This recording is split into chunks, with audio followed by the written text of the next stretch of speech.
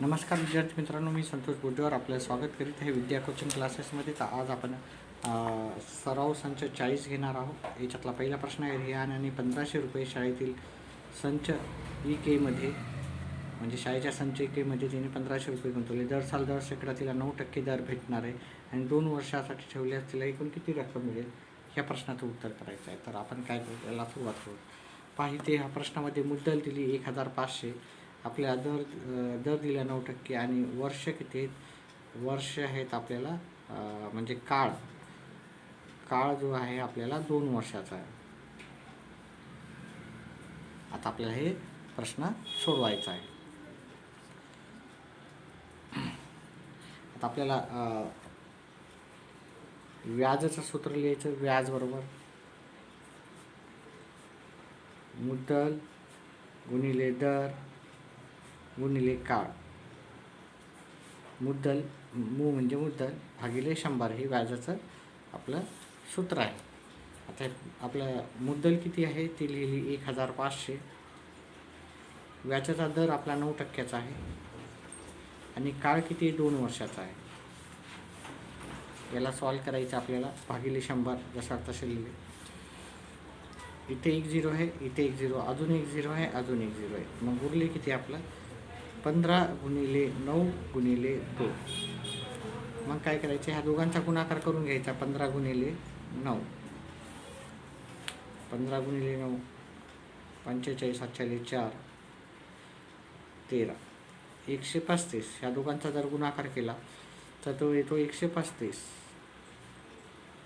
मग 2 न गुणाकार करायचा आलेल्या संख्येला. या दोघांचा गुणाकार करून 135 गुणिले 2, 0 हात चाला, 1 6 आणि 1 7, 1 270 रुपये. म्हणजे आपलं सरळ व्याज किती आलेलं आहे, व्याज आलेलं आहे आपल्याला 270.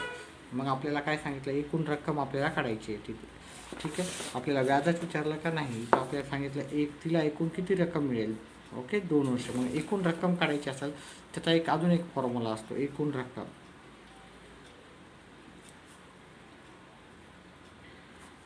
ही रक्कम फक्त व्याजाची आहे विद्यार्थी मित्रांनो, लक्षात ठेवा. फक्त आपल्याला व्याज भेटतं का नाही, आपली रक्कम टोटल भेटते आणि त्याच्यावर आपल्याला व्याज पण भेटतं. मग याचं सूत्र जे आहे आपलं,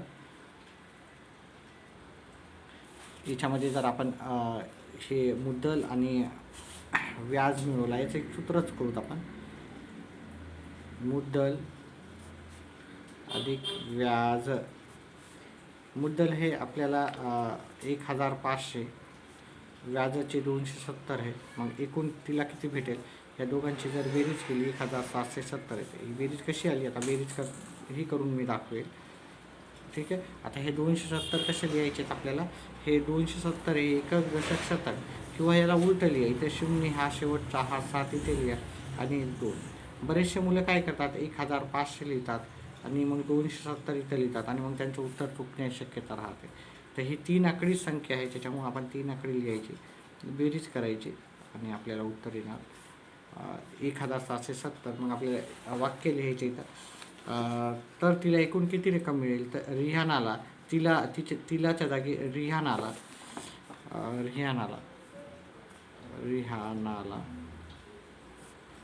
एकूण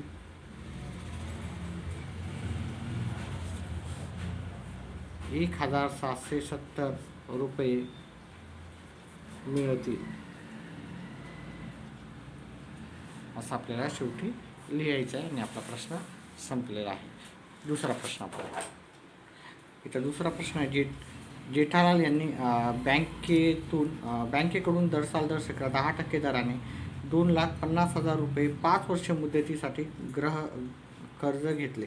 तर त्यांना प्रत्येक वर्षी किती व्याज द्यावे लागेल, तसेच त्यांना बँकेत एकूण किती रक्कम द्यावी लागेल, असे 2 प्रश्न विचारलेले आहेत एकामध्ये. तर आपण हा प्रश्न पहिले आपण काय करू, मुद्दल घेऊ. मुद्दल किती आहे, त्यांनी किती रक्कम घेतली ती लिहायची. इथे दर आहे आपला दर शेकडे 10% आहे आणि तर काळ आहे आपला, काळ 2 वेळेस आहे. एक वेळेस 5 वर्ष आहे आणि एक वेळेस 1 वर्ष आहे. ठीक आहे, 5 वर्ष आपण आपला हा काळ घेऊ.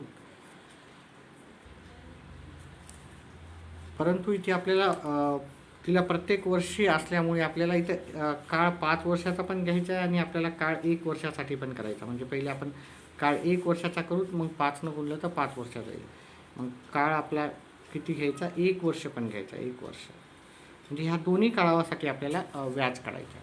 आता आपण व्याजाचं सूत्र लिहू. व्याज, सरळ व्याज किंवा व्याज लिहा. सरळ व्याज बरोबर मुद्दल गुणिले दर गुणिले काळ भागिले 100. आता मुद्दल जी आहे ती आहे 2,50,000, ती लिहून घ्यायची. दर आपला 10% आहे, तो लिहून घ्यायचा.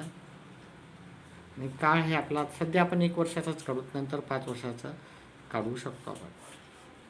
2 शून्य गेले, इथे 1 शून्य गेला, इथलचा गेला, इथलचा गेला, इथलचा गेला. हे 2,50,000, 1 शून्य माझा लिहायचा राहिला होता. ठीक आहे. मग इथे एक काय उरलं? 25,000 उरले आणि गुणिले 1. आता 25,000नं 1ला गुणला तर 25,000च उत्तर येते. आता 1 वर्षाचं माझं व्याज एवढं आलं. मग 1 वर्षाचं एवढं, तर 5 वर्षाचं किती होणार? 25,000, 25,000, 25,000, 25,000. 5 वर्षाचं व्याज. 5 वर्षाची व्याज. तर 1 वर्षाचं मला 25,000 व्याज आहे. तर 2 वर्षाचं गुणिले 2 करायचं, 3 वर्षाचं म्हटलं तर गुणिले 3 करायचं, 4 वर्षाचं म्हटलं तर गुणिले 4 करायचं. इथं 5 वर्ष म्हटलं तर गुणिले 5. तर 5 वर्षाचं व्याज आहे 1,25,000. आता आपल्याला काय विचारलं? एकूण रक्कम किती परत करावं लागेल? तर एकूण रक्कमाचा आपल्याला फॉर्म्युला लिहायचा. एकूण रक्कम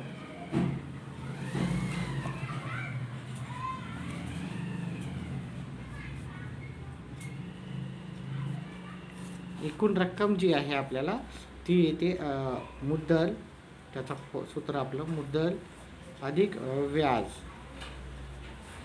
मुद्दल हे आपली 2,50,000, सॉरी व्याज अधिक करायचं, अधिक 1,25,000 त्याच्यावर व्याज झालं. त्या दोघांची बेरीज केली तर आपल्याला येईल 1,00,000 किती येणार आपलं? 3,75,000 येणार. दोघांची बेरीज करायची. सरळ साधी बेरीज आहे. ठीक आहे. तर मग आपल्याला शेवटी एक तर वाक्य एक लिहायचं, आपल्या प्रश्नाला अनुसरून वाक्य लिहायचं. तर त्यांना प्रत्येक वर्षी किती व्याज द्यावे लागेल आणि तसेच त्यांना बँकेत एकूण किती रक्कम द्यावी लागेल. तर कुणाला आपल्याला द्यायचं? इथं जेठालाल म्हणून आहे, तो त्याला द्यावं लागेल. जेठालालला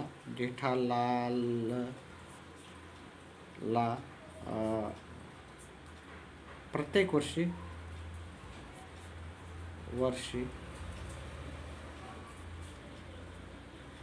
25,000 व्याज द्यावे लागेल.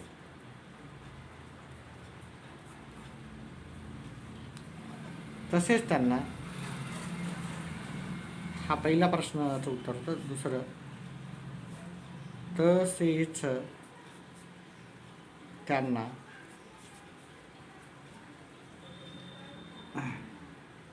बँकेला एकूण 3,75,000 रुपये द्यावे लागतील.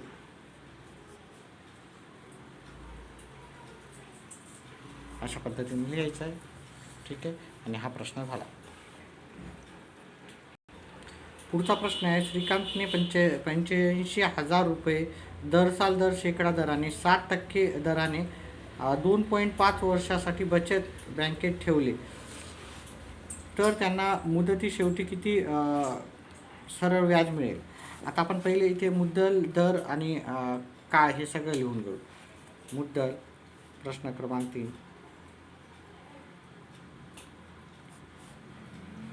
85,000, दर 2/1/2. म्हणजेच आपण याला काय लिहू शकतो? वर्ष.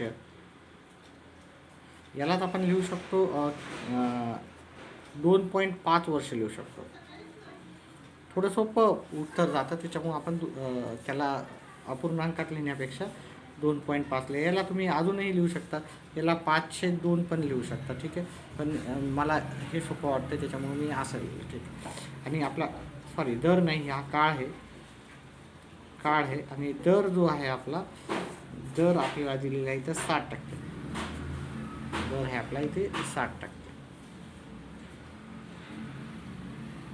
60% दर साल दर शेकडा. चला, तर आपल्याला काय करायचं, सरळ व्याज काढून घेऊ. सरळ व्याजाचं सूत्र आहे मुद्दल गुणिले दर गुणिले काळ भागिले 100. आता आपली मुद्दल किती आहे, तर 85,000, ती इथे लिहून घ्यायची. दर आहे आपला 60%, काळ आहे आपला 2.5 वर्ष, भागिले इथे 100 जसा तसे लिहायचे. आता हे 1 0 इथलचा 1 0 केला, अजून एक गेला 0, इथलचा पण 1 0 गेला. आता आपल्याला हे सॉल्व करायचं आहे. 850 गुणिले 7 गुणिले 2.5. आता ह्या सर्वांचा गुणाकार करताना आपण काय करू, ते एक काम करू. अजून एक जर तुम्हाला गोष्ट, ठीक आहे, ह्या दोघांचा पहिले गुणाकार करू. 850 जास्त आपण याच्यामध्ये न जाता साधं गणित करू त्याचं. 850 गुणिले 7, 850 गुणिले 7, 0 7 5 35 7 3 7 8 56 59. ह्या दोघांचाच गुणाकार केला मी. 5,950 आला गुणिले 2.5. मग ह्या दोघांचा गुणाकार करायचा. पॉईंटचा गुणाकार कसा करायचा ते पाहून घ्या. 5,950 गुणिले 2.5. 5 गुणाकार करायचा पहिले. 0 5 5 25 7 आले 2 45 आणि 2 47 7 आले 4 25 आणि 4 29 होता. 0 10ला 0 हातचाला 1, 18 आणि 19 हातचाला 1, 10 आणि 11.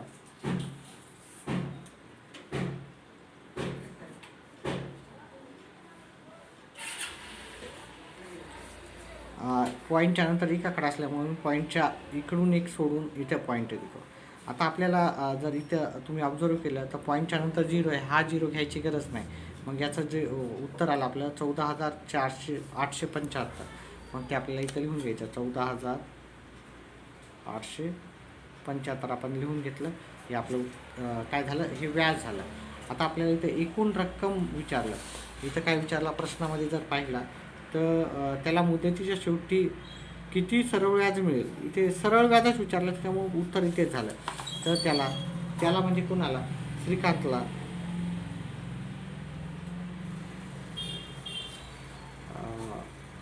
मुदतीच्या शेवटी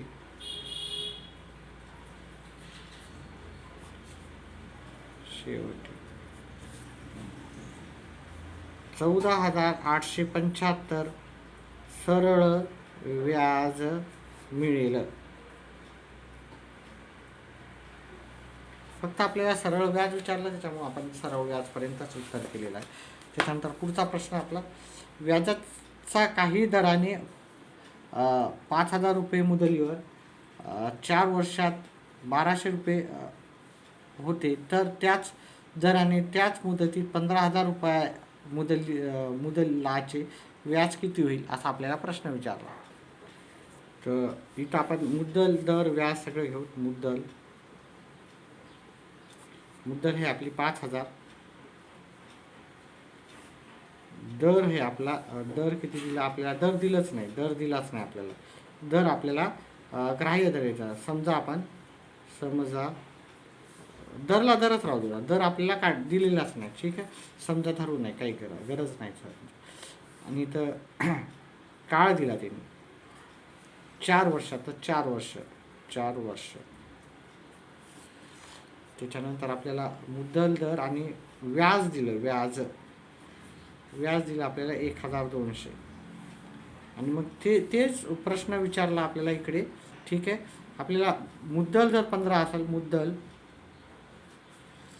15,000 असेल, दर आपण इथून काढायचं आहे आपल्याला ठीक आहे. इथे हा दर आपल्याला मिळून जाईल इथून. ठीक आहे. हा प्रश्न सॉल्व केला की आपल्याला दर मिळेल. हा दर जेवढा आहे ते आपल्याला इथं ठेवायचा. काळ आपला तोच राहणार आहे. काळ आपला किती राहील ते 4 वर्ष. काळ चेंज नाही होणार. त्याच मुदतीचे 4 वर्षच राहणार. मग इथे आपल्याला काय करायचं, व्याज काढायचं. ठीक आहे. पहा इथं आपल्याला दर दिलेला नाही आहे. आपल्याला इथं दर काढायचा. हा इथलचा जो दर आहे तो इथे ठेवायचा ह्या मुदलीवर 15,000 मुदलीवर, आणि आपल्याला इथं सरळ व्याज काढायचं. म्हणजे इथलचा इथं दर काढायचा आणि इथं व्याज काढायचं आपल्याला. तर हे कसं करायचं आपण पाहून घेऊ. आपण एक काम करूत, आपण सरळ सरळ 2 फॉर्म्युले लिहूत, आपल्याला उत्तर भेटून जाईल. ठीक आहे. व्याज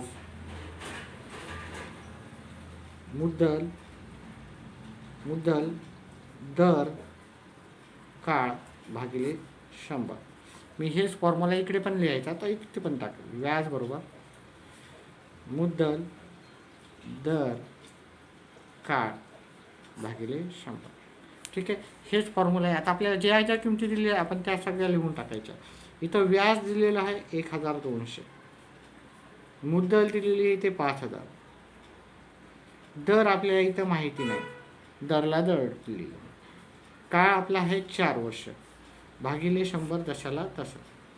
पहिले आपण इकडचं सॉल्व करून घेऊत. आपल्याला इथं दर भेटून जाईल. दर आल्याच्या नंतर इथं दर ठेवूत आणि मग ह्या किमती ठेवून आपण किमती काढायच्या, दर काढायचे. आता इथे जे अंशस्थानी असेल ते छेदस्थानी जाते, छेदस्थानी असेल ते अंशस्थानी. 100 हे छेदस्थानी आहे, इकडे जाऊन ते अंशस्थानी होतं. म्हणजे आपल्याला किंवा 1,200 गुणिले जे छेदस्थानी आहे ते अंशस्थानी जाते, आणि जे अंशस्थानी आहे ते छेदस्थानी जाणार आहे.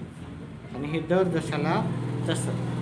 ठीक आहे. आता आपल्याला काटाकाटी मी इकडे पण करू शकलो असतो, पण मी सहसा सर्व गोष्टी इकडे नेल्यावरच जिथे मला सोपं जे वाटलं मी ते करण्याचा प्रयत्न केलेला.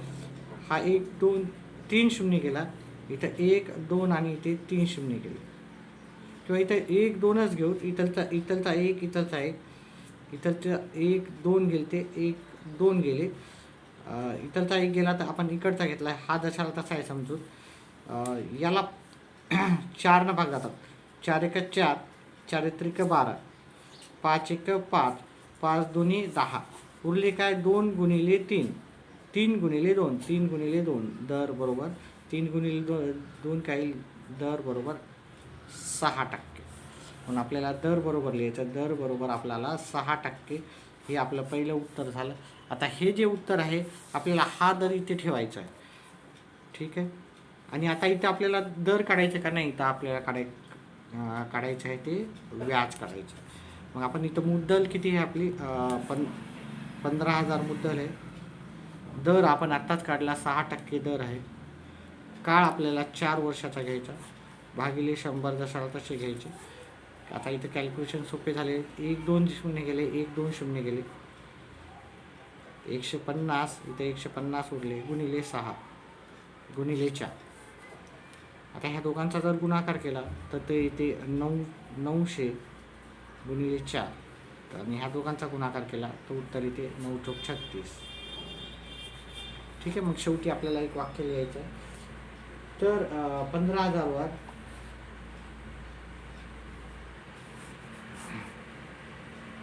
15,000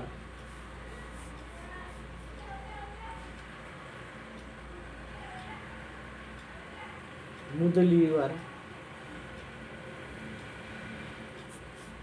व्याज 3,600 होईल, असं आपल्याला शेवटी एक वाक्य लिहायचं होतं. ठीक आहे. आता आपण शेवटचा जो प्रश्न आहे तो पाहू. शेवटच्या प्रश्नाआधी ज्यांना ज्यांना व्हिडिओ आवडला त्यांनी व्हिडिओला लाईक तर करायचंच आहे. लाईक केल्याच्या नंतर एक ऑप्शन येते, त्याला पण प्रेस करायचं आहे. चल, ज्यांनी व्हिडिओला लाईक केलं त्यांचा धन्यवाद.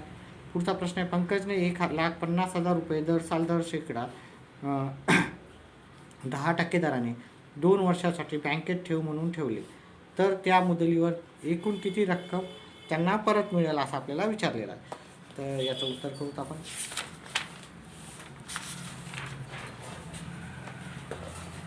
इथं पहा मुद्दल लिहून घेऊत आपण. इथं मुद्दल किती आहे प्रश्न क्रमांक 5 मध्ये मुद्दल 1,50,000, दर 10%, काळ 2 वर्ष.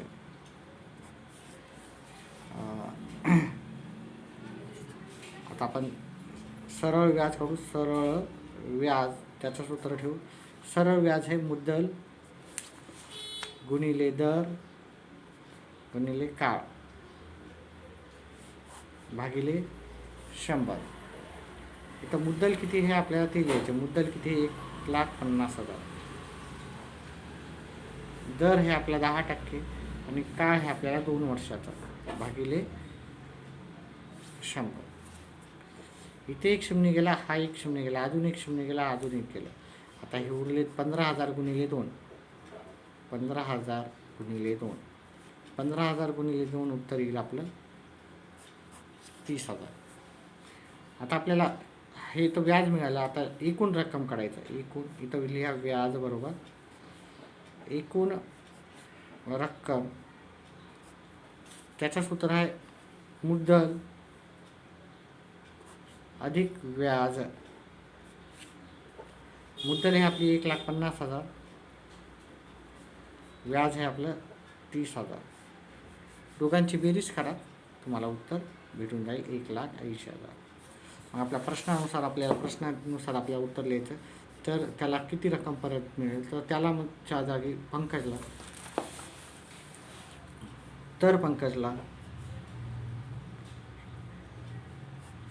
1,80,000 रुपये परत मिळतील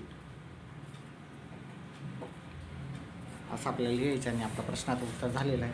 व्हिडिओ आवडल्यास व्हिडिओला लाईक करा, चॅनलला सबस्क्राईब करा. व्हिडिओ पाहिल्याबद्दल धन्यवाद.